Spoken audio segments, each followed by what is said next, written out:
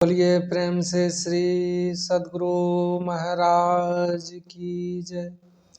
बंदो गुरुपद कंज कृपा सिंधु नर रूप हरि महामोहतम पुंज जासु वचन रवि करनिकर।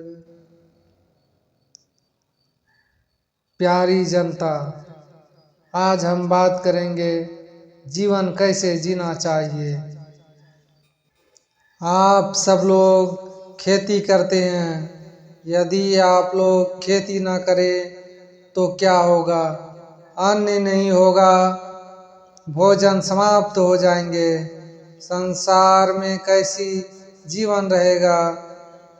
भूख लगने पर जो कष्ट होता है लोगों को मालूम है। भोजन नहीं मिलने पर जो नहीं खाना चाहिए वह भी मनुष्य खा लेता है। जो नहीं करना चाहिए उसे भी मनुष्य कर लेता है। विश्वामित्र बहुत बड़ा प्रतापी गुरु थे। उनके समय अकाल पड़ा था। किसी तरह प्राण बचाने के लिए लोग वृक्ष का छिलका पत्ता खा गए। विश्वामित्र ऐसे तपस्वी होते हुए भी डोम के या कुत्ता के मांस लिया, वो भी चोर के रूप में। डोम के पहचानने पर विश्वामित्र बोला, मनुष्य मरने की अवस्था में प्राण बचाने के लिए प्राण रक्षार्थ कोई भी उपाय कर सकता है। प्राण बचने पर अनेक धर्म हो सकते हैं, कहकर भोजन किया। एक कहानी है, एक बार किसी गांव में एक बूढ़ी माई आई थी। उसे बहुत भूख लगी हुई थी तो वो अपने बच्चे को ही पकाकर खा गई। बिना खेती किए खाना कैसे होगा? वस्त्र पहने या ना पहने, लेकिन भोजन जरूरी है। यदि आप खेती ना करें तो द्रव्य कहाँ से आएंगे? और खाने का चीज घर में ना रहे तो आप भूखे मर जाएंगे। इसलिए लोग इसी डर से खेती करते हैं। यदि खेती नहीं करेंगे तो भूखे रहना पड़ेगा। लड़के गुरुजी के डर से, घर में माता पिता के डर से पढ़ाई करते हैं। इस अवस्था में नहीं पढ़ने से पीछे संसार में विद्याहीन होकर महादुखी होगा। ऊंचे ऊंचे हाकिम तक किसी के न किसी के डर से अपना काम करते हैं। ठीक ठीक काम नहीं करने से पद से निष्कासित कर दिए जाएंगे, बदनामी होगी। इस प्रकार अपने जीवन में सुख से रहने के लिए लोग डर के मारे प्रबंध किया करते हैं। जो अपने लिए सुप्रबंध नहीं करता है वे दुखी रहा करते हैं।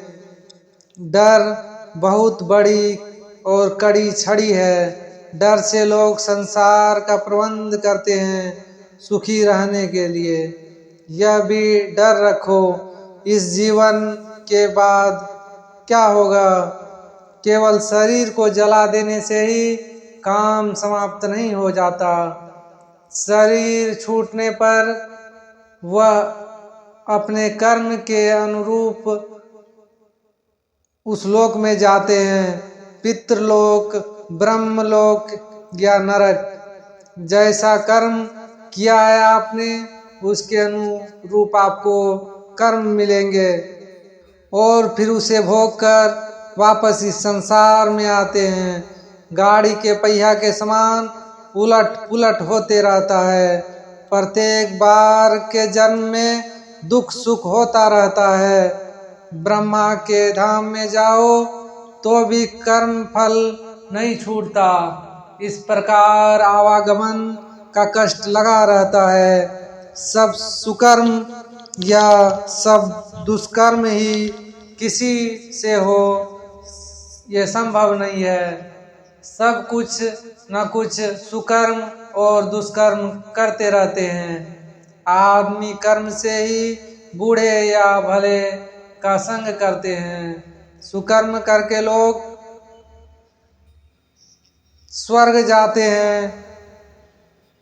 सब दिन वहाँ रहना नहीं होता।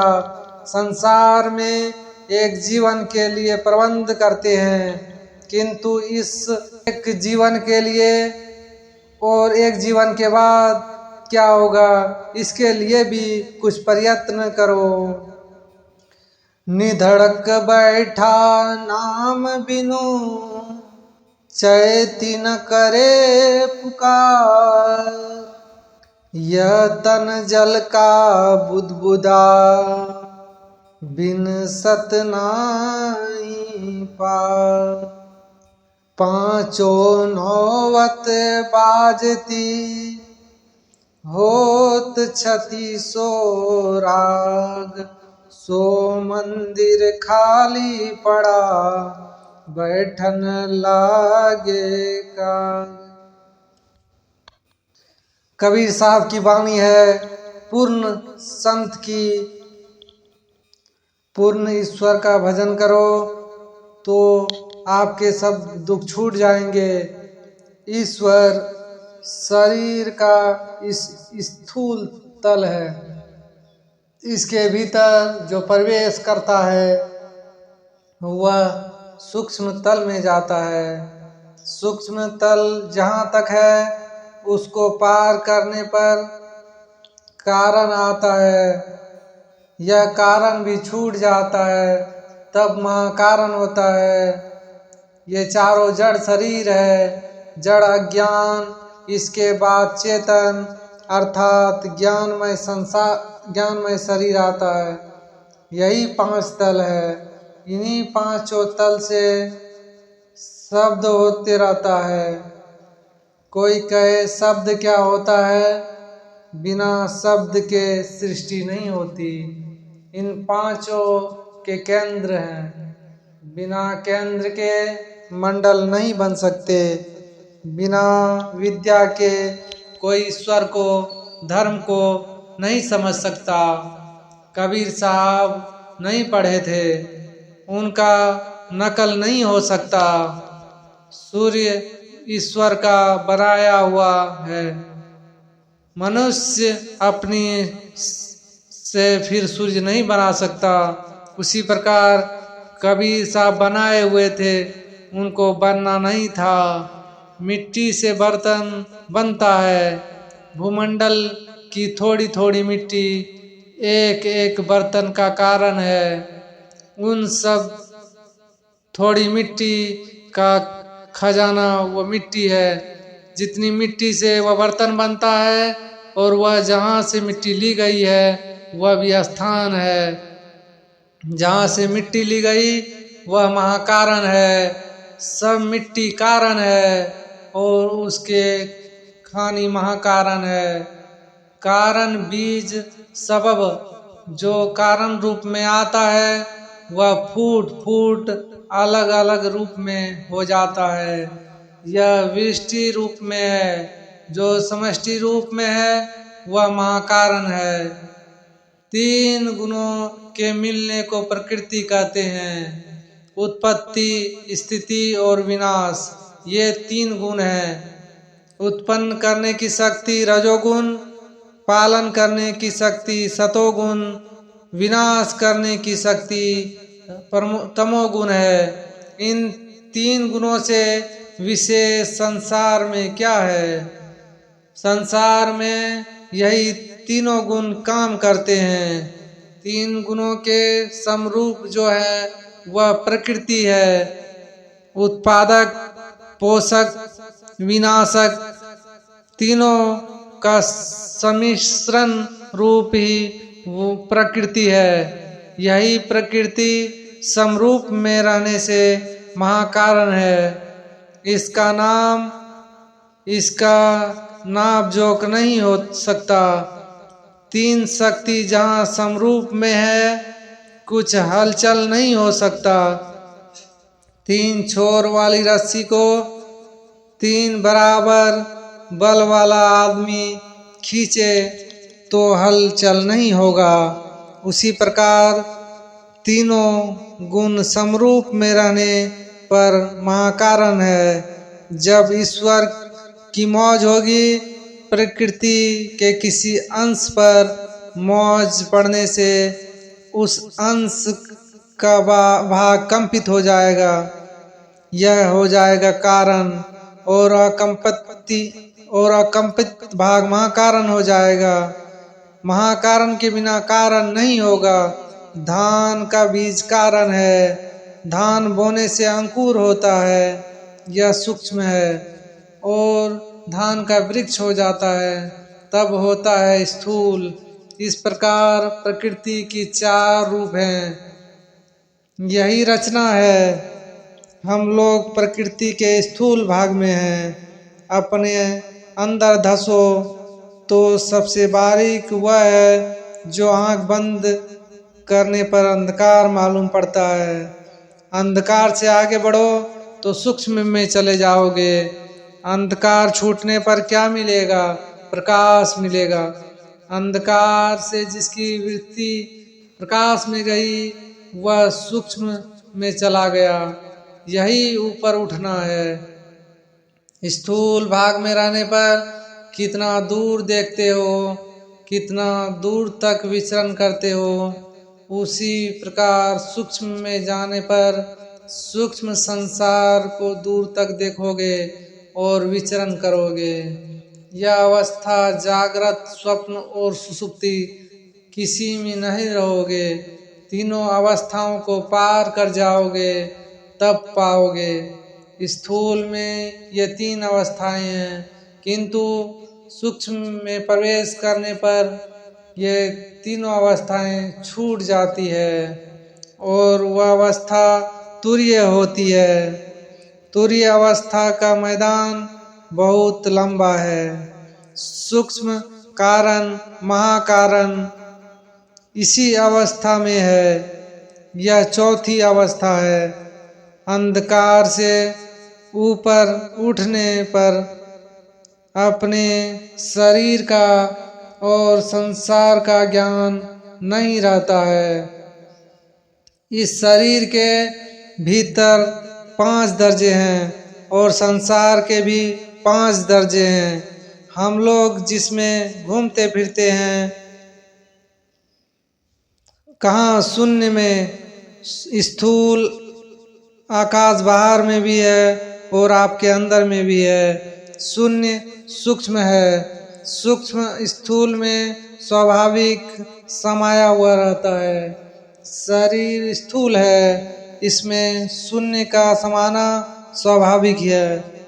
लोहा जो ठोस है, उसमें भी शून्य है। शून्य नहीं रहने से अग्नि में डालने से वह लाल रंग का नहीं हो सकता, वह गर्म नहीं हो सकता। उसी प्रकार स्थूल में सूक्ष्म, सूक्ष्म में कारण, कारण में महाकारण एक दूसरे में समाये हुए हैं। इन दोनों में आपके शरीर और संसार में बड़ा मेल है। आप अपने शरीर के स्थूल भाग में रहते हैं तो संसार के भी आप स्थूल भाग में रहते हैं। शरीर के सूक्ष्म भाग में जाने पर संसार के भी आप सूक्ष्म भाग में चले जाते हैं। शरीर के जिस तल पर जो जब रहता है, वो संसार के उसी तल पर वह रहता है। शरीर के जिस तल को आप छोड़ते हैं, तब वो संसार के उस तल को भी छोड़ जाते हैं। जीव में चेतन रहने के कारण मिश्री मीठी मालूम होती है। स्वप्न में जिह्वा से समेटकर भीतर में प्रवेश करता है, तब उसमें मिश्री मीठी नहीं लगती है। क्यों? क्योंकि स्थूल मिश्री और स्थूल जिह्वा भी है, किंतु चेतना सिमट कर जागृत से स्वप्न में चली गई है। इसलिए स्थूल मिश्री का ज्ञान नहीं होता है। सृष्टि कंप में है, बिना हिल डोल के कुछ नहीं होता है। पहाड़ बढ़ता है और सड़ता भी है, यह भी कंपन है। शरीर बढ़ता घटता है, बिना कंपन से घटना बढ़ना नहीं हो सकता है। कंपन में शब्द अनिवार्य है।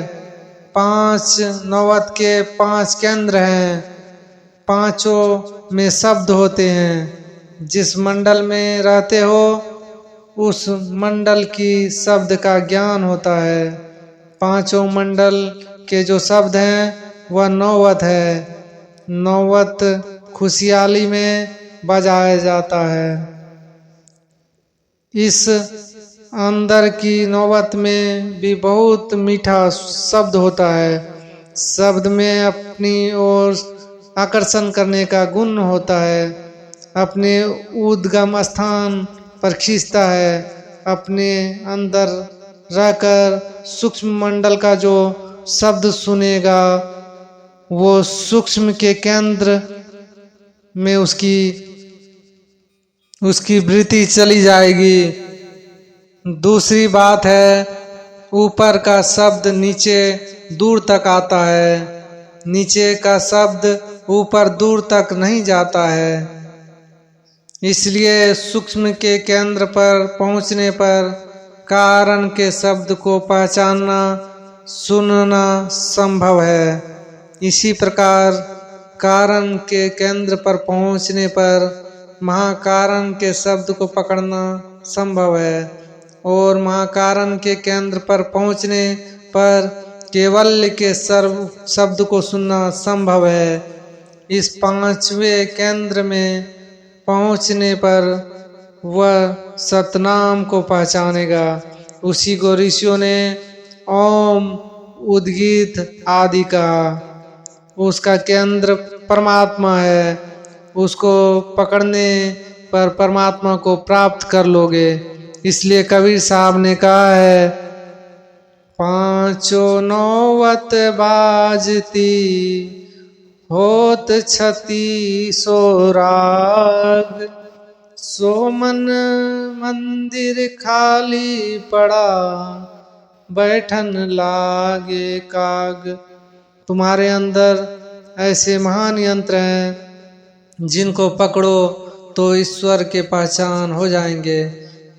इनको काम में नहीं लिया तो नाश हो जाएगा शरीर, यंत्र खराब हो जाएंगे और कौवा बैठने लगेंगे। तो ये शरीर किस काम का? इस शरीर पर कौवा बैठाओ या ईश्वर को प्राप्त करने की कोशिश करो। इस शरीर से एक केंद्र से उसके ऊपर के केंद्र को पकड़ना, शब्द की सीढ़ी पाना है, उस पर चढ़ा जा सकता है। ऊपर पहुंचकर वह जीवन मुक्त होता है। जब तक जीवन है उस पर चढ़कर जाता है और आता है। अंतर में चलने के लिए भोजन पवित्र होना चाहिए। मांस मछली का तो कहना ही क्या, आप लोगों से को पहले से ही मालूम है जिस कुल में मांस मछली खाने का चलन नहीं है वह कुल बहुत उत्तम है। नशा में अपव्यय और अपवित्रता और रोग है। चावल को धोकर भी खाते हैं किंतु तंबाकू बिना धोए ही मुंह में डालते हैं। कोई भी नशा अच्छा नहीं है, इससे रोग उत्पन्न होता है। इसको नहीं खाना चाहिए। जो खाते हो उन्हें छोड़ देना चाहिए। इसके अतिरिक्त और कोई नशा है। मद तो बहुतक भांति का ताहिन जाने कोय, तन मद मन मद जाति मद माया मद सब लोभ, विद्या मद और गुण मद, राज मद उन्मद, इतने मद को रद्द करे तब पावे अनहद। कबीर साहब। तानसेन से बैजू बावरा गाने में विशेष था। अकबर के दरबार में तानसेन रहता था। वह गाने बजाने में बहुत प्रवीण था। वह अकबर से हुक्म दिला दिया कि दिल्ली में कोई गाने ना पावे, जो गावे उसको सजा मिल जाती थी। बैजू बावरा जानबूझकर शहर में गाना गाने लगा। गिरफ्तार करके उसे दरबार में लाया गया। तानसेन से उसका मुकाबला हुआ। तानसेन हार गया। भगवान बुद्ध का वचन है, किसी से बैर मत करो, जो तुमसे बैर करता है उससे प्रेम करो। वैर पर ख्याल मत करो, वह पीछे तुम्हारा मित्र बन जाएगा। इसी तरह जीवन जीना चाहिए। श्री सद्गुरु महाराज की जय।